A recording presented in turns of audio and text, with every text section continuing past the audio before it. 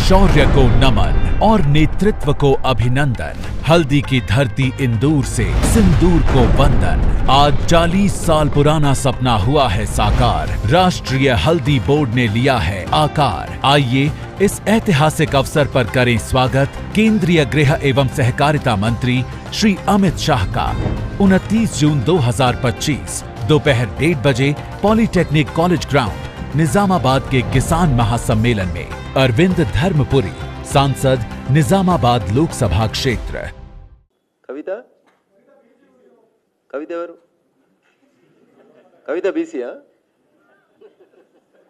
कविता बीसीया एప్పుడైంది कविता BC LP leader BC की इव्वमनुंड्री party अध्यक्ष पदवी बीसी की इव्वमनुंड्री पार्टी वर्किंग प्रेसिडेंट बीसी की इव्वमनुंड्री 10 ఏళ్లు మా నాయన ముఖ్యమంత్రి ఉన్నప్పుడు 50% బీసీలకు మంత్రి పదవి ఇవ్వలేదు తప్పైందని చెంపలేసుకోమనుండ్రి 10 ఏళ్లు మేము అధికారం ఉన్నప్పుడు పూలే విగ్రహం అసెంబ్లీలో పెట్టలేకపోయినాం తప్పైందని చెంపలేసుకోండ్రి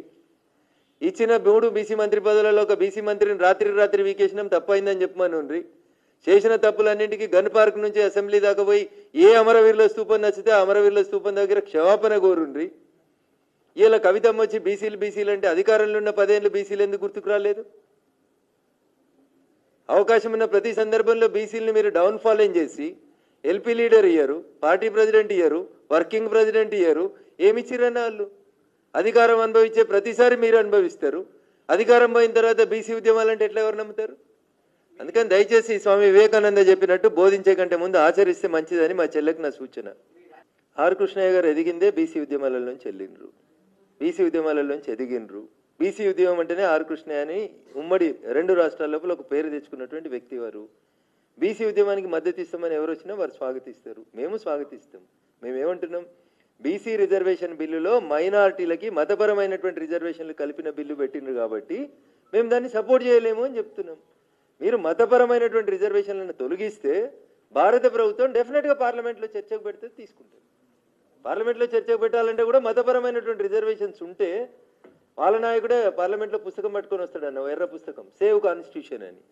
ఆ కాన్స్టిట్యూషన్ వారు పట్టుకొచ్చే కాన్స్టిట్యూషనే మతపరమైన రిజర్వేషన్లు ఇవ్వద్దని చెప్పింది అందుకని పెడతలేము మేము అందులో రేవంత్ రెడ్డి గారు కరెక్టా రాహుల్ గాంధీ గారు కరెక్టా ఇద్దరు కూర్చొని